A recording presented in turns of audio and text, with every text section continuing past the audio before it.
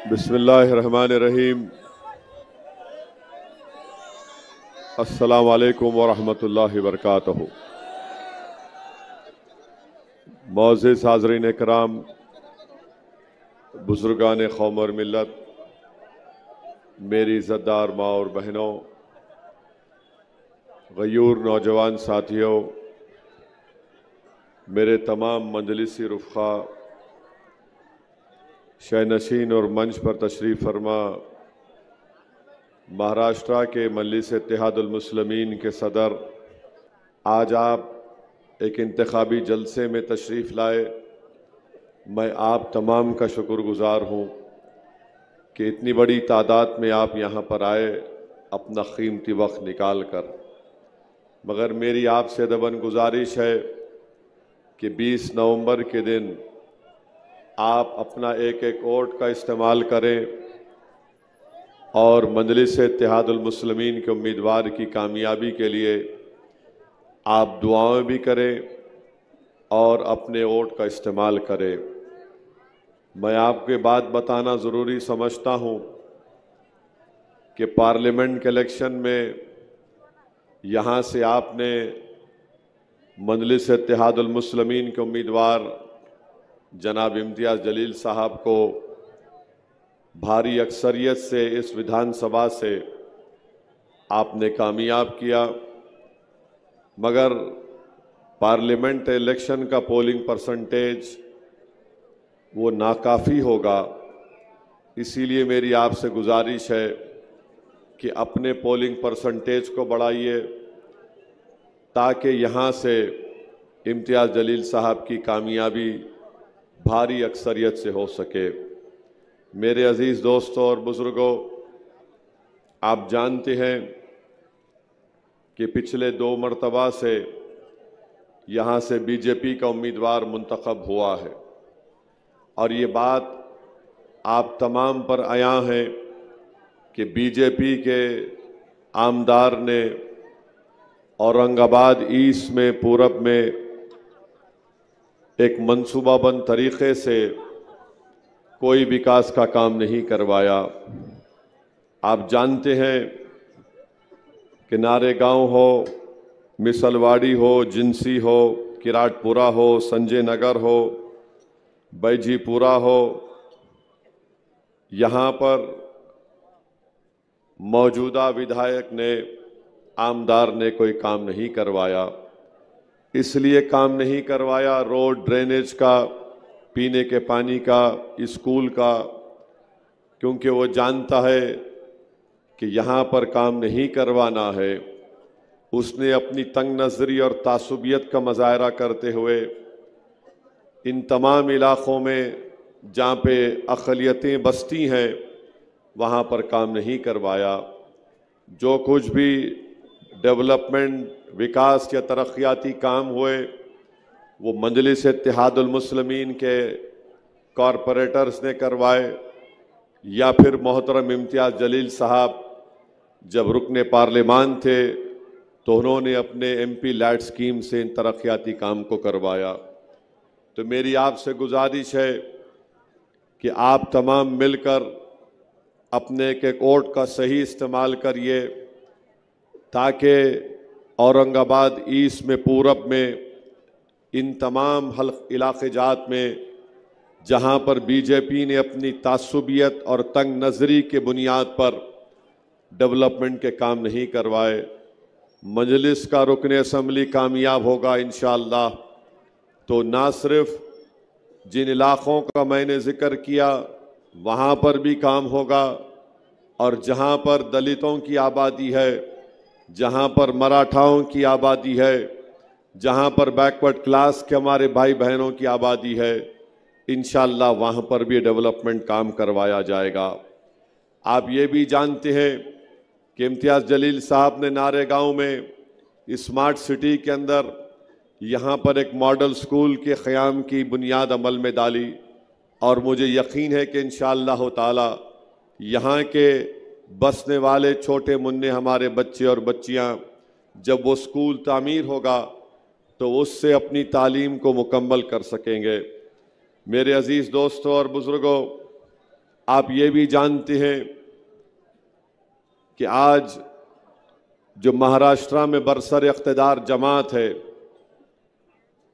शिंदे आए औरंगाबाद को, मोदी आए औरंगाबाद को, मगर इन्होंने कभी भी यहाँ पर आकर औरंगाबाद के विकास के बारे में कोई बात नहीं की।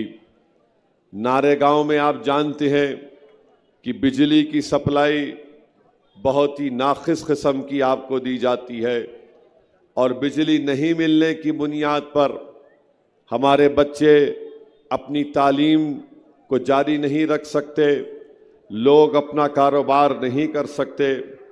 आप अंदाज़ा लगाइए कि अगर यहाँ पर बिजली नहीं मिल रही है तो इसका जिम्मेदार बीजेपी है, मुख्यमंत्री शिंदे है और यहाँ का आमदार अतुल सावे है। तो मेरी आपसे गुजारिश है कि इन तमाम तरक्याती काम के लिए आपको 20 नवंबर के दिन अपने कोड का सही इस्तेमाल करना पड़ेगा। मैं एक और बात आपके सामने रखना चाहता हूं, वो ये है कि बीजेपी के इशारे पर, नरेंद्र मोदी के इशारे पर इम्तियाज़ जलील की कामयाबी को रोकने के लिए यहाँ पर ऐसे कई लोगों को खड़ा कर दिया गया जिनका मकसद जीतना नहीं है। उनका मकसद सिर्फ इतना ही है कि इम्तियाज़ जलील और मजलिस इत्तेहादुल मुस्लिमीन का उम्मीदवार यहाँ से आमदार मुंतखब ना हो जाए। इसीलिए ये लोग अपने आप को बेचकर औरंगाबाद के इत्तेहाद का सौदा करना चाहते हैं। मैं उन लोगों से कहना चाह रहा हूं, क्या तुम्हारा ज़मीर तुमको इस बात की इजाज़त देगा कि तुम रात में जाकर आराम की नींद सो सकोगे? तुम औरंगाबाद को नुकसान पहुंचाकर, तुम औरंगाबाद के इत्तेहाद को नुकसान पहुंचाकर, तुम औरंगाबाद में जो एक सियासी क़ियादत आपने पैदा की उसको रोकने के लिए तुम अपने आप को वो ताकतों के लिए इस्तेमाल हो रहे हो जो हमारे वजूद के ख़िलाफ़ हैं।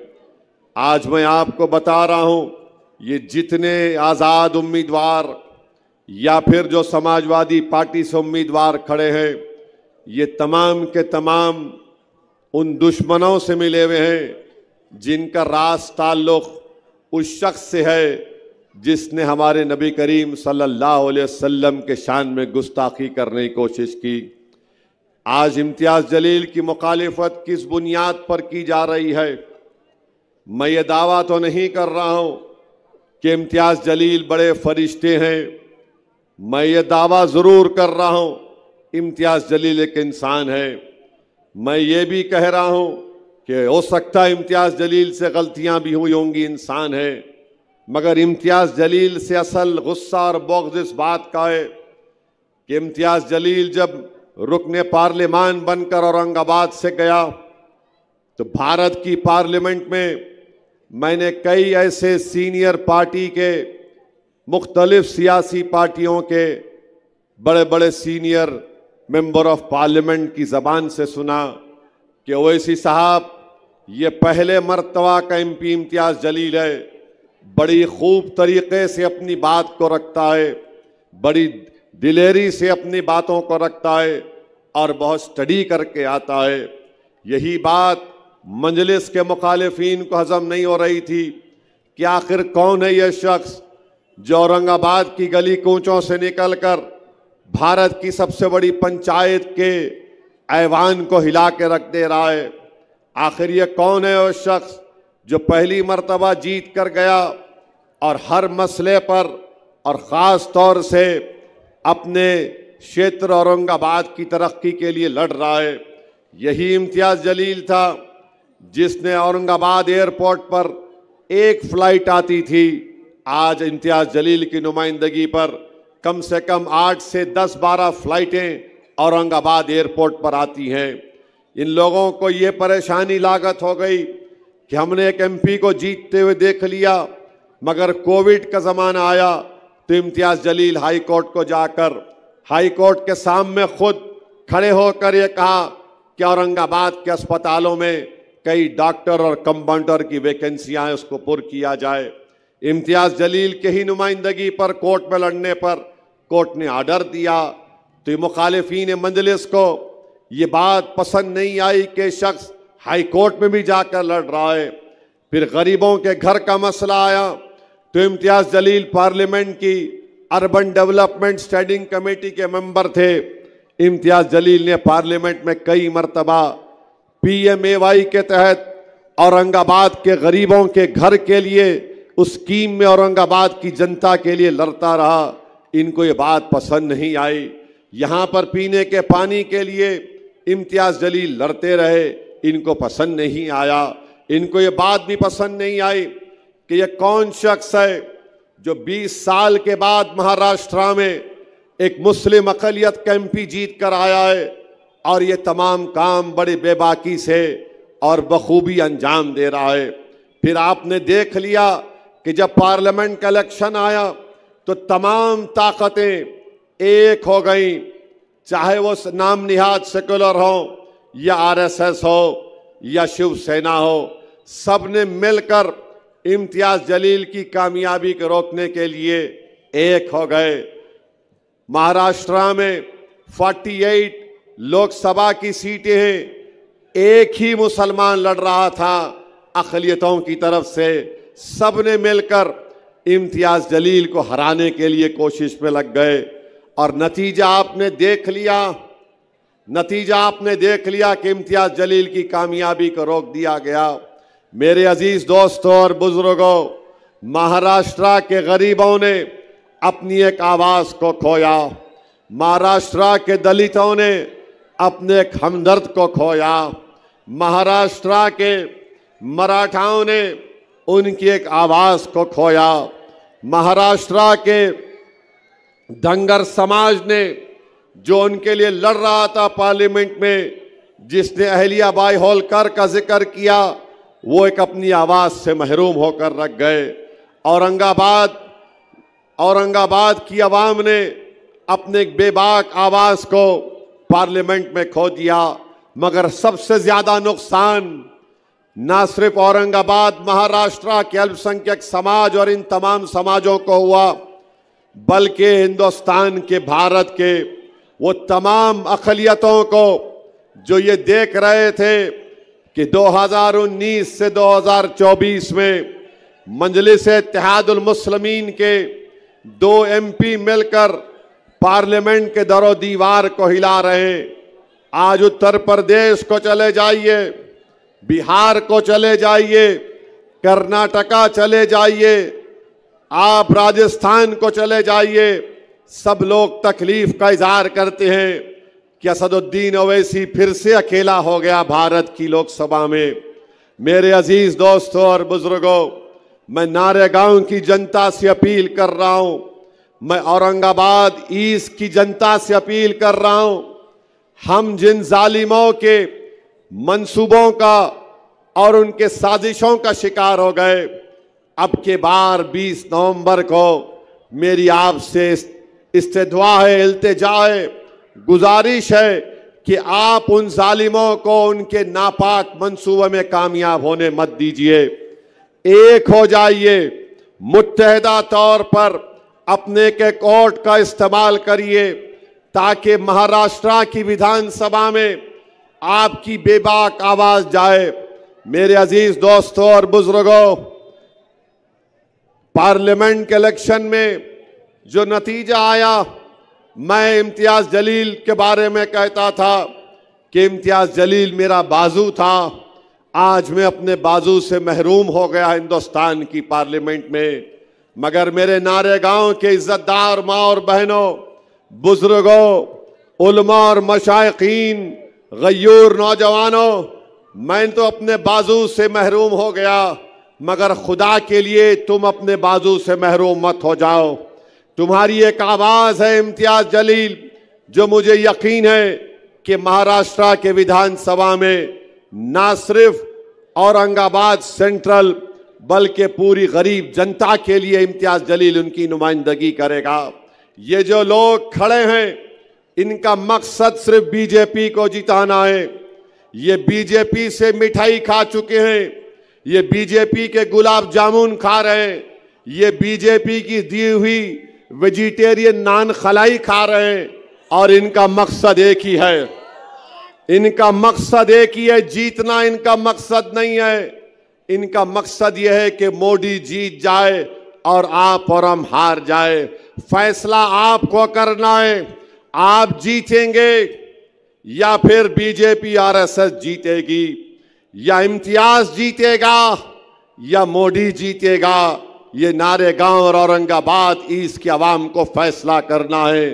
मेरा विजदान मुझसे पुकार पुकार कर कह रहा है कि इंशाअल्लाह ताला यहां से हक की कामयाबी होगी, बातिल की शिकस्त होगी।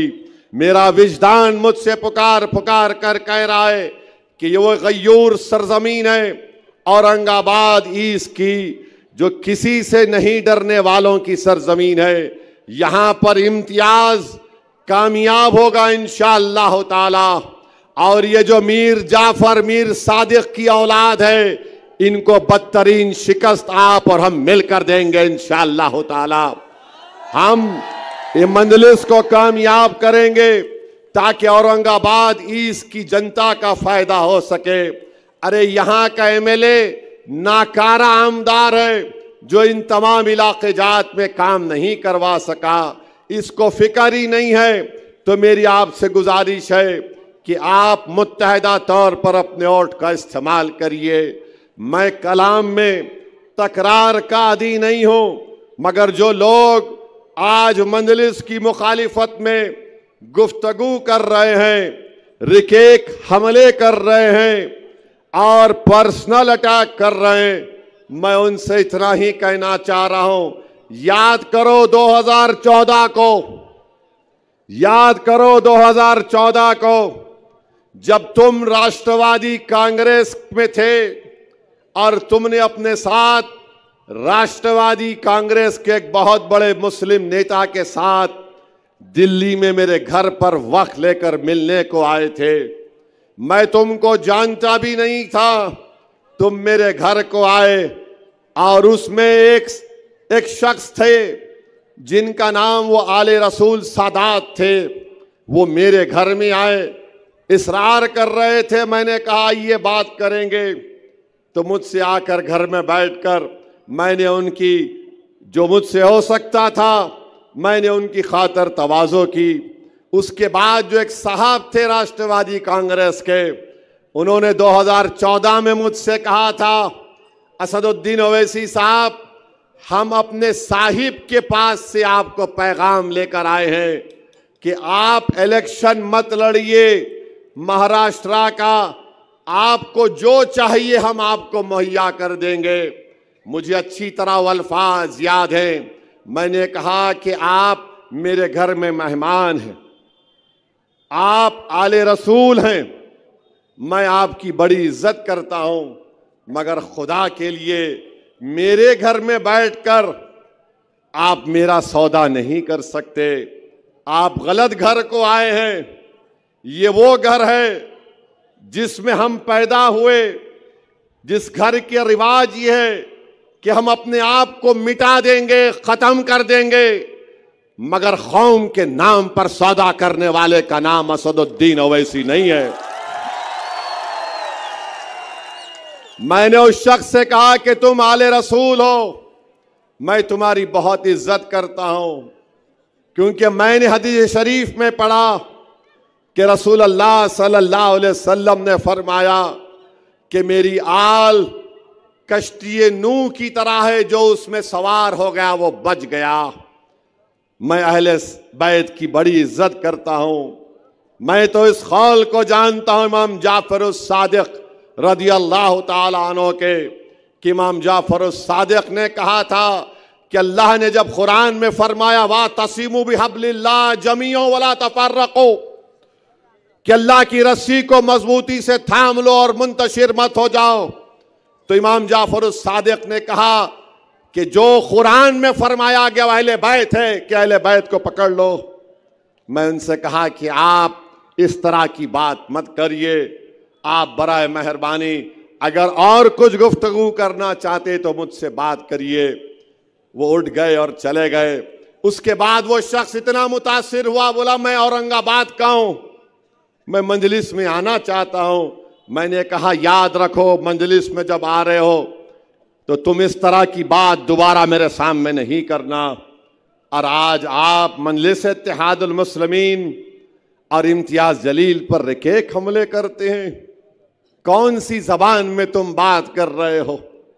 अगर कोई आकर मुझसे कहेगा कि मैं 70 साल के करीब हो चुका हूं, मुझे टिकट दे दो, कोई आकर मुझसे कहेगा कि मैंने वंचित को पैसे दिए हैं, दूसरी पार्टी को भी इंस्टॉलमेंट देने तैयार हूं, उनसे एडजस्टमेंट हो जाएगा, तो मैंने कहा अगर आप दूसरी पार्टी से एडजस्टमेंट करा रहे हैं तो मजलिस के पूरे सीटों का ऐलान करिए, अलायंस कराइए, मैं अलायंस करने के लिए तैयार हूं। सिर्फ एक सीट पर क्यों? अगर अलायंस होगा तो सब सीटों पर होगा। तो बोले नहीं, खाली मेरी सीट की मेरी को फिक्र है।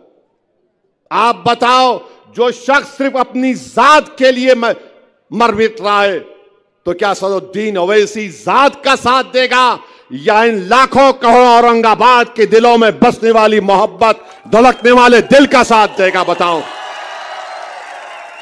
मैं ये बोलना नहीं चाहता था, अगर कल वो शख्स इनकार करेगा, निकाल के रख दूंगा आवाम के सामने पूरी बातें तुम्हारी एक एक।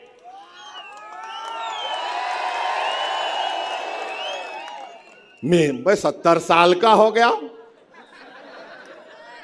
अरे अगर 70 साल के हो गए तो अल्लाह अल्लाह करो ना, कौन रोक रहा? 70 साल का हो गया मैं। अब मैं भी बोलूंगा, मैं भी 70 साल का हूंगा कभी ना कभी, अल्लाह जिंदा रखा तो। नहीं, मैं 70 साल का हो गया, I want one more election. क्या बात है, क्या बात है, बताइए आप। और कौन है ये समाजवादी पार्टी? ये समाजवादी पार्टी क्या है बताता हूं मैं आपको। 2013 में अखिलेश यादव उत्तर प्रदेश के चीफ मिनिस्टर थे और चीफ मिनिस्टर रहते हुए मुजफ्फरनगर का फसाद हुआ। 50,000 लोग बेघर हो गए। कितने? 50,000। 8-8 महीने, एक साल तक अपने घर को नहीं गए। मुजफ्फरनगर के इलाके में आसमान के नीचे कड़ाके की सर्दी में ये लोग कैंप में रहते थे। उस कैंपों में 2 या 3 दिन मैं फिरा। मजलिस की तरफ से उनको रिलीफ दिया, पैसे दिया। एक कैंप में मैं गया, उस बच्चे का नाम शाहनवाज है, अल्लाह उसको सलामत रखे, वो मुझे साथ लेकर चल रहा था। मैं एक कैंप में गया तो देखा कि 10 लोग बैठे हुए, खवातीन रो रही हैं, बहुत रो रही हैं। किसी ने कहा कि हैदराबाद का एमपी ओवैसी आया है, उन्होंने और रोना शुरू कर दिया। मैंने पूछा है, मैं जानता हूं कि एक कैंप में है, इनका घर बार लुट गया, इनके लोगों को मार दिया गया, इनकी तकलीफ क्या है? तो उन्होंने मुझसे कहा था कि हम 3 परिवार के लोग हैं और हमने अपनी बेटियों के शादी के लिए सामान जमा किया था, वो पूरा सामान दंगाई लूट कर चले गए। मेरी आंख में आंसू आ गए, मेरे रोंगटे खड़े हो गए। मैं उन बहनों की, हमारी मां के आंसुओं को नहीं देख सका। मैंने शाहनवाज से कहा, शाहनवाज कल इन तीनों हमारी बेटियों की शादियां होंगी, बोलो क्या इंतजाम करना है, हम जल्दबाजी में जो कुछ कर सकते करेंगे। मेरे भाई, थालियां मारने के लिए नहीं कह रहा हूं, सुनो, मैं ये चाहता हूं कि मैं जो कह रहा हूं तुम भी उस पर अमल करो।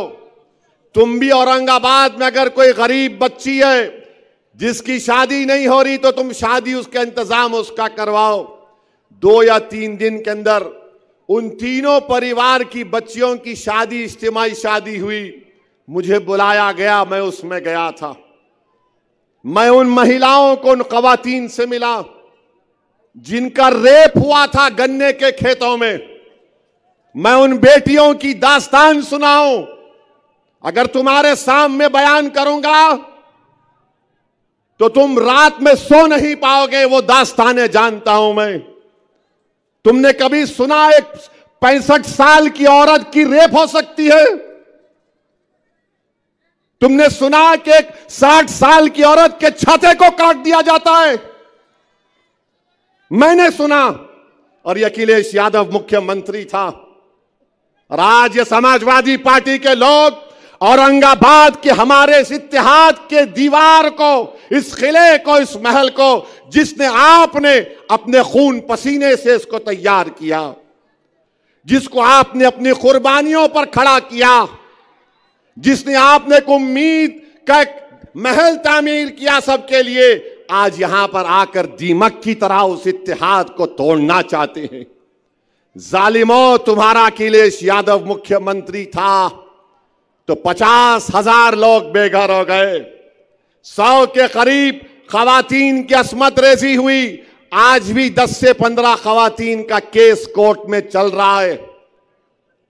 और अगर जुल्म जो खवातीन पर हुआ तो इंटरनेट पर जाकर एक बहादुर जर्नलिस्ट है, मैं उसका सलाम करता हूं, उसका नाम नेहा दीक्षित है। आउटलुक में स्टोरी है, एमनेस्टी इंटरनेशनल की रिपोर्ट में उसका जिक्र है, पढ़ो उस रिपोर्ट को। और आज समाजवादी का अखिलेश हमारी तारीखी सरजमीन पर आकर हमारे इत्तेहाद को तोड़ना चाहता है। ये आपको फैसला करना है मेरे अजीज दोस्तों और बुजुर्गों। 6 महीने तक 50,000 लोग कपड़ों के टेंटों में मैदानों में थे। कपड़ों के टेंटों में मैं देख चुका हूं। और वो अखिलेश यादव सैफाई एक जगह है, वहां पर बंबई से फिल्म स्टारों को बुलाकर अपने परिवार के साथ उनके नाच गाना को देखता था। मेरे भाई, ये लोग औरंगाबाद को क्यों आ रहे हैं? इसीलिए आ रहे हैं कि इनको पूरे महाराष्ट्र में, पूरे कर्नाटका में, भारत में तेलंगाना के बाद अगर कहीं पर आपकी ताकत नजर आती है, कहीं पर तुम्हारा रोब और दबदबा नजर आता है, कहीं पर तुम्हारा सियासी शऊर नजर आता है, कहीं पर तुम्हारी मोहब्बतें नजर आती हैं, ये तमाम जालिम ताकतें, ये तमाम नफरत करने वाले आ रहे हैं कि मोहब्बत के ऊपर जो तामीर आपने किला किया, जिसके इत्तेहाद की मिसाल सिर्फ महाराष्ट्र नहीं दुनिया देता है।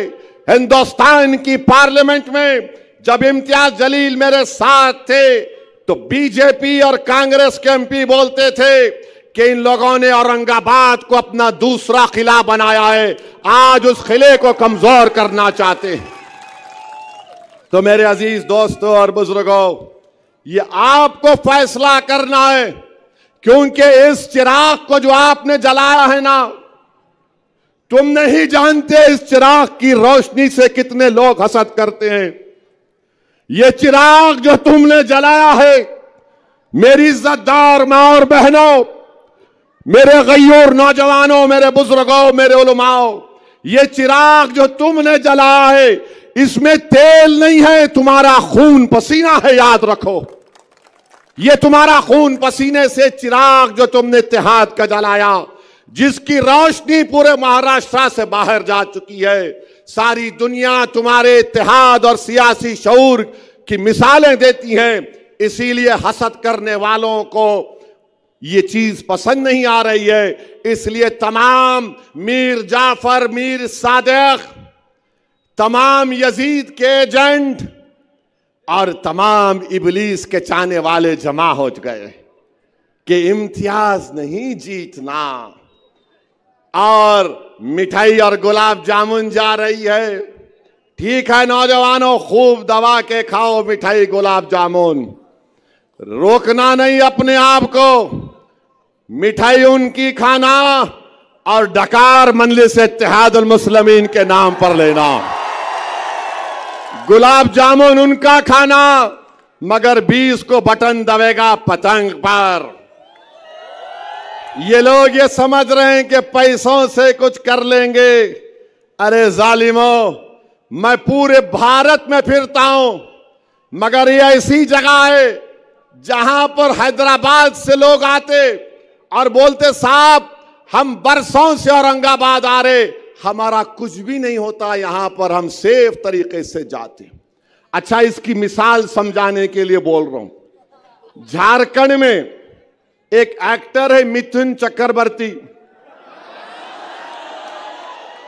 उन्होंने कुछ अनाप शनाप बक दिए, वो काट के करेंगे क्या की करेंगे, वो खाली काटना जानते हैं लोग।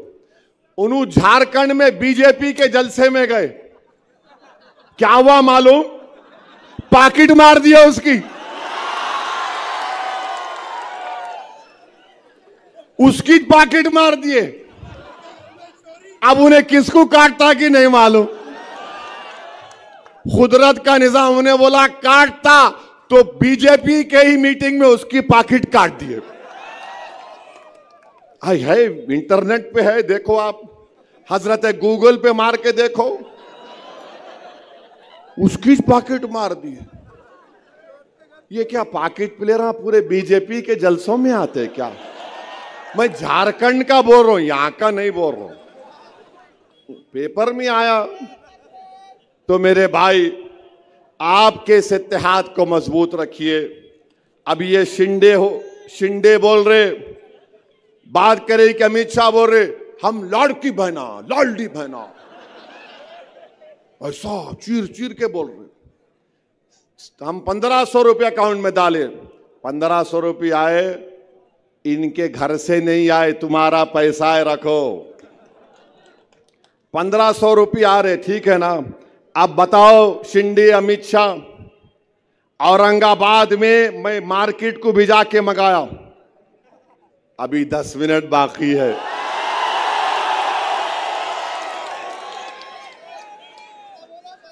ना चावल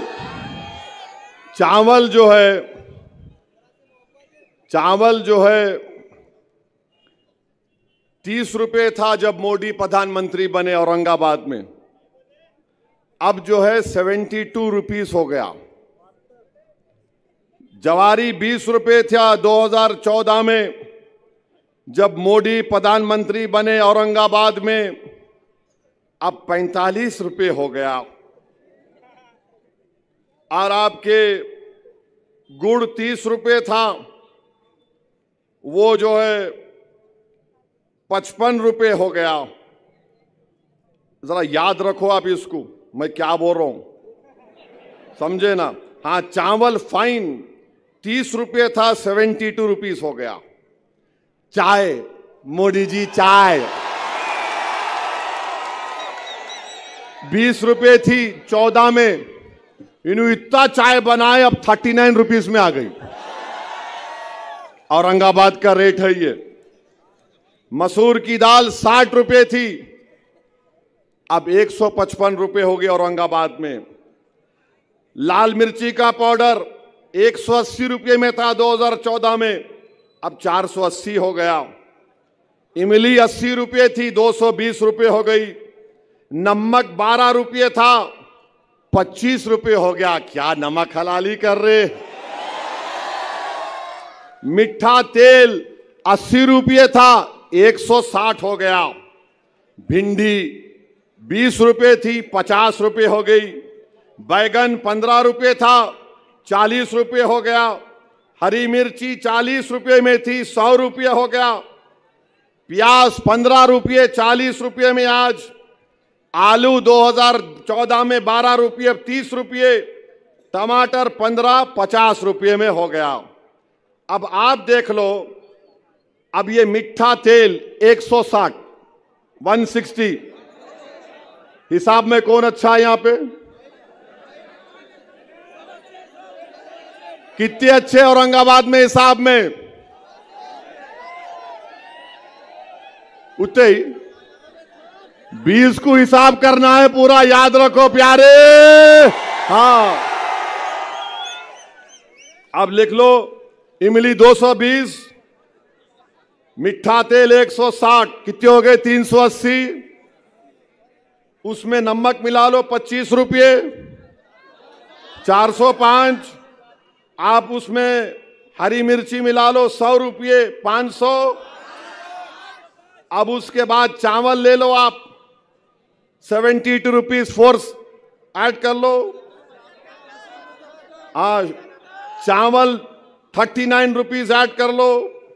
मसूर की दाल 155 रुपये, लाल मिर्ची 450 रुपये। कितने हुए? 1000 रुपये हो गए।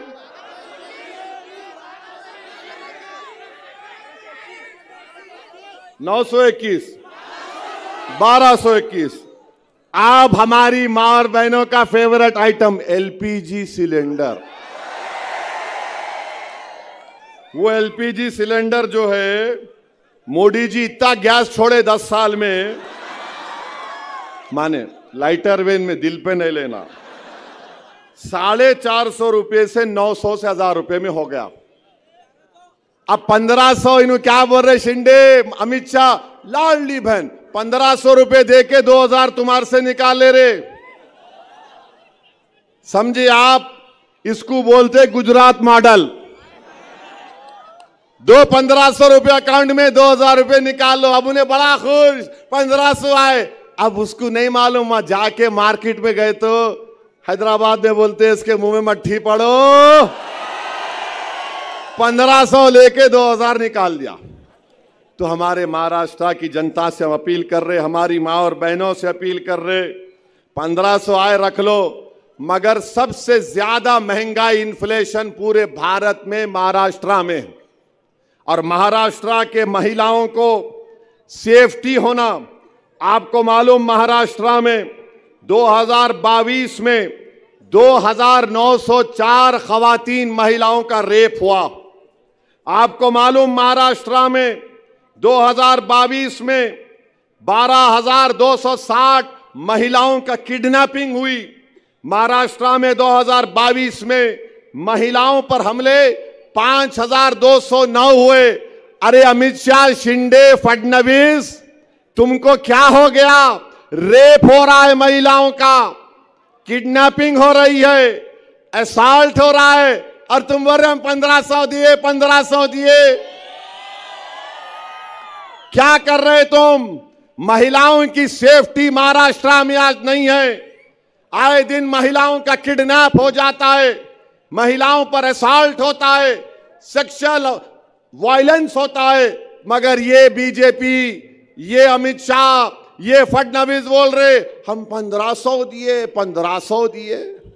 अरे तुम तो मोदी बोले थे ना 15 लाख आएंगे, वो 15 लाख की जगह 1500 आ गए। तो बहरहाल मेरे अजीज दोस्तों और बुजुर्गों, मैं आपसे अपील कर रहा हूं कि 20 तारीख के दिन एक एक वोट डालकर इम्तियाज जलील को आप अपना आमदार बनाइए। और ये जो यहां का आमदार है, क्या नाम है? हाँ, सावे। अरे भाई साहब, जरांगे पाटिल के ऊपर जब पुलिस लाठीचार्ज हुआ, तुम उस वक्त गार्डियन मंत्री थे, तुम नहीं गए जरांगे पाटिल के पास? क्यों नहीं गए जरांगे पाटिल के पास? तुम क्यों नहीं गए तुम जरांगे पाटिल के पास? सावे, तुम आज मोदी के पास बैठे हुए, जब जरांगे पाटिल पे लाठीचार्ज हुआ तुम गार्डियन मिनिस्टर थे, तुम नहीं गए। क्यों नहीं गए?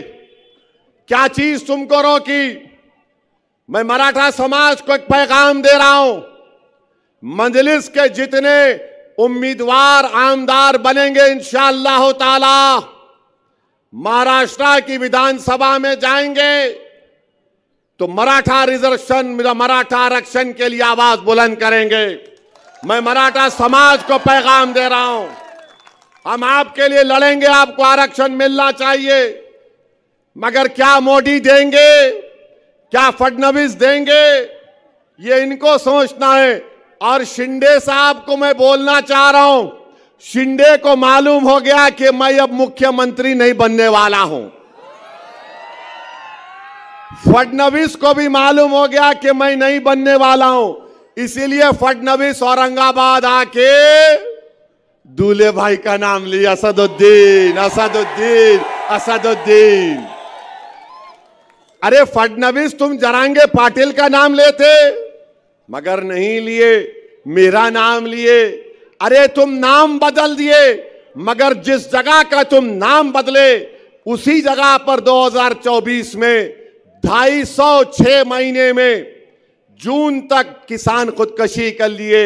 मेरे भाई, गांव में, देही इलाकों में बच्चों की शादियां नहीं हो रही, बेटियां नहीं बेटों की शादी नहीं हो रही है। ये हाल महाराष्ट्र में शिंदे, फडणवीस, मोदी ने बना के रख दिया।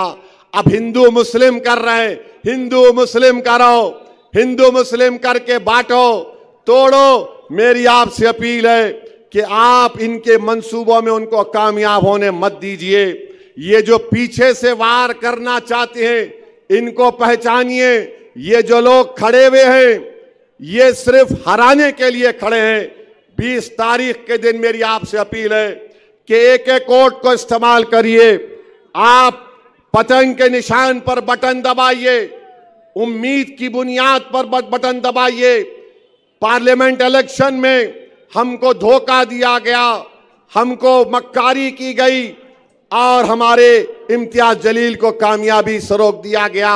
जब 20 तारीख को जाएंगे तो याद रखिए, ये वो इम्तियाज जलील है जिसने जब रसूलुल्लाह सल्लल्लाहु अलैहि वसल्लम की शान में किसी ने गुस्ताखी करने की कोशिश की, यही इम्तियाज जलील ने पूरे महाराष्ट्र के गरीब और मजलूम और गुलामान मुस्तफा को उठाया और जगाया, और 10,000 गाड़ियों के साथ इम्तियाज जलील बंबई पहुंच जाता है। इसीलिए आज इम्तियाज जलील के खिलाफ सब आवाज उठा रहे हैं। मैं आज भी कह रहा हूं, याद रखो, जो लोग इम्तियाज जलील के खिलाफ वोट नहीं देने की बात कर रहे हैं, अरे तुम किसका नुकसान पहुंचाना चाह रहे हो देख लो। मगर मुझे यकीन है यहां की आवाम पर, यहां की मां और बहनों पर, गयूर नौजवानों पर कि 20 तारीख को औरंगाबाद के फिजाओं में क्या नजर आएगा। 20 तारीख को औरंगाबाद के गली कूचों में क्या नजर आएगा।